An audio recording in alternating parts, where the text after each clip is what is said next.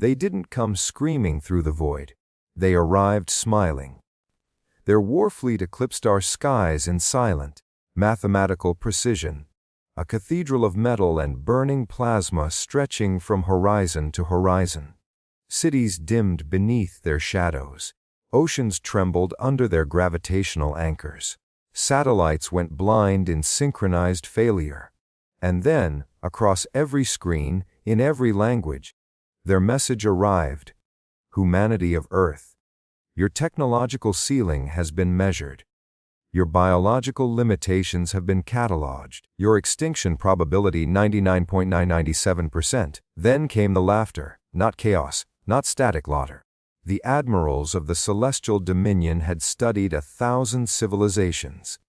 They had erased 100. They had turned suns into harvest engines and galaxies into tribute fields.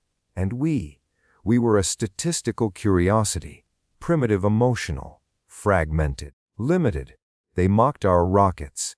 They mocked our fusion prototypes. They mocked our fragile orbital stations. They called us planet-bound mammals with delusions of infinity. They believed our limits defined us. They were wrong. Because when the alien admirals mocked our limits, we didn't just break them. We surpassed their suns. The first admiral to speak called himself Valthorin, supreme strategist of the Third Spiral Fleet. His face appeared like molten crystal across Earth's skies, projected in luminous fractals visible from every continent. His eyes were twin collapsing stars. Your species, he declared calmly, has reached its evolutionary apex. Further advancement is statistically improbable. He showed us simulations, every possible future, every projected resistance, every attempt at defiance. Each one ended in ash. Our militaries mobilized anyway. Missiles launched, rail cannons fired. Experimental plasma arrays screamed upward. They never reached the fleet. A shimmering gravitational membrane absorbed everything. Our most advanced weapons were swallowed like raindrops into an ocean. Valthorin tilted his head slightly. Adorable. And that word ignited something ancient inside us. Not fear, not despair, defiance. Governments fell into emergency summits. Rival nations signed instantaneous ceasefires. Nuclear arsenals were unlocked but withheld. Scientists were pulled from every lab. Quantum researchers were flown underground. In a buried facility beneath what was once the Alps, the most classified program in human history was activated. Project Helios Ascendant. It had been theoretical, dangerous, impossible, which meant it was perfect. Dr. Alara Vance stood before a wall of equations that most physicists had dismissed as fantasy. If fusion could birth stars, then why were we trying to contain it? Why not command it? The alien fleet ran on harvested stellar cores, compressed suns enslaved inside gravitational cages. We had seen the energy signatures. We had studied their output. And in that data, hidden like a flaw in diamond, was something astonishing. Their energy systems were efficient, but not limitless. And humans, we were reckless enough to try. The celestial dominion began broadcasting comparisons. They showed civilizations they had conquered. Towering beings of living plasma, machine, hive intelligences spanning light years. Crystalline minds that sang across dimensions. All superior to us, all extinct. Your ambition exceeds your capability, Valthorin said, almost gently. Surrender, and we will reduce your suffering window. But humanity had one trait the Dominion failed to calculate properly. We evolve fastest when cornered. Project Helios Ascendant wasn't about weapons. It was about rewriting the definition of energy. Dr. Vance and her team discovered something buried within the Dominion's own broadcast emissions. Fluctuations, suggesting their stellar cores were stabilized by external harmonic constraints, meaning, if destabilized, their suns could collapse, not explode, collapse inward, into controllable singularities. We didn't need bigger guns. We needed better physics. The first Helios engine prototype detonated and vaporized a mountain range. The second created a localized time distortion that erased 12 seconds from recorded history. The third, it stabilized. A miniature star floated inside a lattice of human-built magnetic architecture. And for the first time in history, Earth produced more energy in a single second than it had in an entire year. We had built a sun, not captured. Built, and the Dominion noticed. The moment the Helios engine stabilized, every sensor in orbit screamed. The miniature star suspended in the Alpine facility wasn't large. It was barely 30 meters across. A controlled sphere of fusion brilliance wrapped in braided magnetic containment fields. But size was irrelevant. It was proof. Humanity had crossed a threshold no alien admiral believed possible. Dr. Alara Vance stood before the containment glass as golden plasma churned like a living god in captivity. Her reflection flickered across its surface, fragile flesh staring into something eternal. "We did it," whispered one of the engineers. "No," Alara corrected softly. Wu began. Above Earth, Admiral Valethorin paused mid-transmission. Dominion sensors registered a stellar class ignition signature. On Earth, impossible. They recalculated, ran simulations, checked for deception. But the energy reading was undeniable. Humanity had manufactured a star. Valethorin's eyes narrowed for the first time. "Curious," he murmured. "Curious." The same tone a predator uses when prey bares unexpected fangs. Within the Dominion fleet, councils convened. Admirals gathered inside gravitic amphitheaters made of bending light and compressed matter. Vast holographic projections displayed Earth's Helios ignition in looping analysis. Admiral Zirak of the 9th Conquest Fleet scoffed. A novelty. A primitive mimicry of stellar manipulation. Valethorin remained silent. He understood patterns, and humans were deviating from every projection. Their innovation rate has increased by 4.2% since arrival, Valethorin stated calmly. They are adapting under existential pressure. Then exterminate them. Another admiral replied. Too late. That single phrase shifted the atmosphere. Too late. Because if humans could create stars, what would they do with them? Project Helios Ascendant shifted from prototype to planetary mobilization. Factories were converted, orbital platforms reconfigured, energy grids rerouted.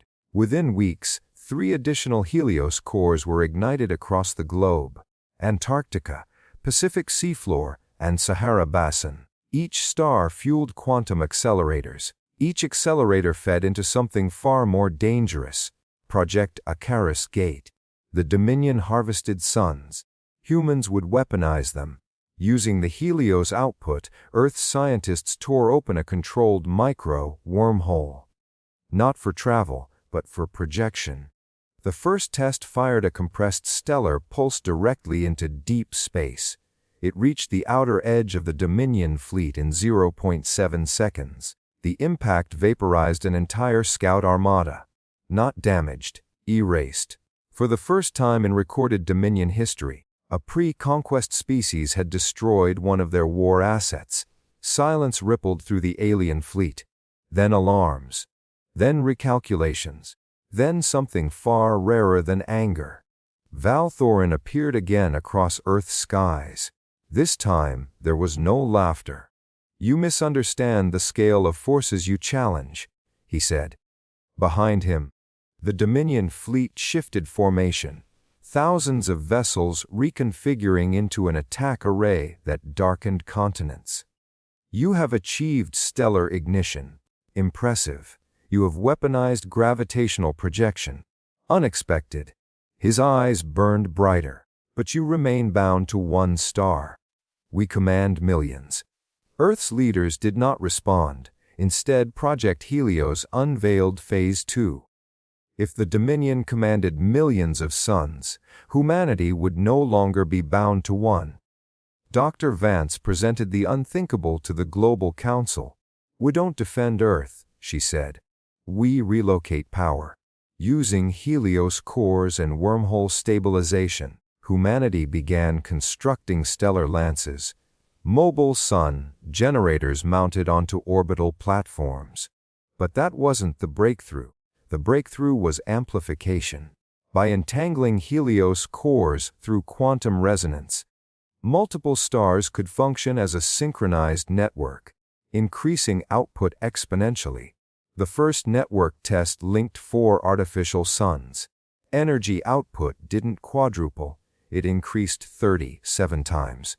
Physics bent, Dominion sensors flared, and Val Thorin finally understood. "They are not copying us," he whispered. "They are iterating beyond us." The Dominion attacked. Thousands of warships unleashed gravity shears, plasma torrents, antimatter spears. Earth's atmosphere ignited in streaks of incoming devastation. Then Helios Network Alpha activated. 4 artificial suns pulsed in harmonic synchronization. The stellar lances fired. Beams of concentrated starfire ripped through the Dominion formation. Not chaotic, not desperate, but precise. Entire dreadnoughts imploded under gravitational collapse. Alien shields failed. Admirals screamed orders across fractal command webs. Humanity's first orbital battle lasted 9 minutes. When it ended, 18% of the Dominion fleet had been annihilated. No species had ever achieved 1%. The sky cleared. Burning alien debris rained like meteors across oceans. Val Thorin stared at the aftermath. Mockery was gone. Now there was only calculation. And something dangerously close to respect. For the first time in 10,000 recorded conquests, the Celestial Dominion recalculated a campaign as unstable. That word echoed like a fracture through their command hierarchy. Unstable. Not lost. Not yet, but no longer certain. Admiral Val Thorin convened the High Conclave inside the flagship Ethernox, a vessel built around a captured neutron star whose gravity powered entire armadas. The chamber shimmered with compressed starlight as the remaining admirals projected themselves into the core nexus. Why underestimated them? Val Thorin stated without hesitation. Murmurs rippled. "They are still biologically fragile." Admiral Sirac countered. "Their lifespans are negligible. Their neural processing is slow." And yet, Val Thorin replied calmly, "They achieved artificial stellar networking in under 3 planetary rotations." Silence followed. That statistic alone was horrifying, because Dominion civilizations took centuries to refine star-binding techniques. Humans had done it in weeks. They are accelerating. Val Thorin continued, not linearly, exponentially. A new classification was entered into Dominion archives. Species designation humanity. Threat index rising. On Earth, Project Helios entered its final stage. If the Dominion wielded millions of suns, humanity would not merely build more. They would transcend the star entirely. Dr. Alara Vance introduced what she called the Ascension Model, a theory once ridiculed in academic circles. "What if," she began, "we stop thinking of stars as energy sources and start thinking of them as processors?" The room fell silent. Stars were chaotic nuclear furnaces, unpredictable, violent. But beneath that violence was structure. Plasma flows governed by magnetohydrodynamic equations, resonance frequencies, thermodynamic gradients, in other words, patterns, and patterns could compute. If harnessed properly, a star could function as a cosmic, scale quantum processor. Humanity would not just power weapons. They would build a thinking sun. The first Ascension core required 10 Helios units fused in synchronized orbit. The energy signature alone forced the Dominion fleet to retreat to a safer radius. They had never witnessed a conquest species attempt such a reckless leap? Because failure would mean planetary annihilation, and humans accepted that risk. The ignition sequence began. 10 artificial suns rotated in harmonic precision around Earth's equatorial plane. Energy braided between them like luminous arteries. Dr. Vance stood in the control nexus, voice steady despite the tremor in her hands. Synchronize phase alignment. Magnetic containment stable. Quantum lattice holding. Core density approaching threshold. Above Earth, a new star ignited, not in space, but in mathematics. The ascension core didn't burn outward. It folded inward. Energy curved through engineered singularity loops, forming a stabilized gravitational intelligence lattice. And then something impossible happened. The star stabilized itself. It adjusted containment without human input. It corrected minor fluctuations in its own fusion flow. The thinking sun had awakened. Across every global monitor, one line of code appeared, generated by the star itself. Humanity had not just built a star, they had built a stellar mind. Dominion's sensors went into overload. The ascension core emitted cognitive resonance patterns, a signature no primitive species should possess. Valthorin felt something he had not experienced in centuries. Uncertainty. They have crossed into stellar cognition, he said quietly. That is forbidden technology. Admiral Sirac snapped. Forbidden by whom? Valthorin asked. There was no answer. Because the Dominion's power had always depended on monopoly. They conquered species before they reached this stage. Humanity had reached it under siege. And that made them unpredictable. Halei Os Pirem began processing Dominion fleet data in real time. It analyzed shield harmonics. It mapped gravitational weaknesses. It predicted fleet maneuvers before admirals issued them. The next battle did not last 9 minutes. It lasted 23 seconds.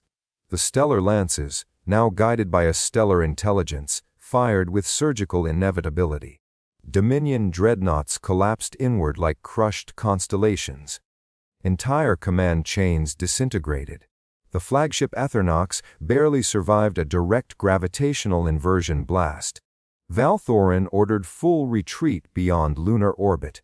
Retreat. The Dominion had never retreated from a primitive world. But Earth was no longer primitive. It was luminous. In desperation, the Dominion deployed their ultimate weapon, a captured red giant star compressed into a mobile annihilation engine. It appeared in orbit like a bleeding wound in space, massive, unstable, radiating catastrophic thermal output. This will end them, Sirac declared. The weapon fired. A beam of stellar plasma capable of sterilizing entire planetary systems surged toward Earth. Hellas Pyramie responded, not with force, with transformation. The thinking star extended gravitational filaments outward, entangling the incoming beam, redirecting its energy, folding its trajectory through micro-singularity channels. Instead of destroying Earth, the beam fed the ascension core. Its energy was absorbed, converted, amplified, and redirected back toward the Dominion fleet at 3 times its original intensity. The red giant engine detonated inside its own containment. A chain reaction cascaded through surrounding vessels. Thousands of Dominion ships vanished in blinding implosion. Silence filled space, then debris, then disbelief. The detonation of the Dominion's red giant engine was not merely a battlefield loss. It was psychological devastation. For 10 millennia, the Celestial Dominion had operated under a simple assumption: no species survives confrontation. No species evolves under siege. No species ascends during invasion. Humanity had done all 3. Across their vast fleet network, subspace channels flooded with emergency recalculations. Entire war doctrines were rewritten mid-conflict. Probability models once stable at 99.97% extinction now fluctuated violently. Extinction probability, 62%, then 40%, then 31%. The number that once guaranteed humanity's erasure now terrified the Admirals, because it meant survival, and survival meant retaliation. Halos Param completed a new analysis. Remaining Dominion fleet strength exceeded humanity's localized defense capacity by a factor of 12. Victory required expansion, not survival. Expansion. Dr. Alara Vance addressed the Global Council. We can't just defend Earth anymore. If we stay here, we eventually lose. Silence filled the chamber. What are you proposing? A leader asked. Alara's voice did not waver. What go to them? Project Helios Ascendant shifted into its boldest phase yet. Stellar propulsion architecture. Using Helios Prom as both processor and power core, humanity opened stable macro wormholes. Not fragile projections like before, but sustained bridges spanning light years. For the first time in history, human vessels moved faster than light, not through borrowed alien tech, but through their own stellar engineering. Earth was no longer isolated. Humanity was interstellar.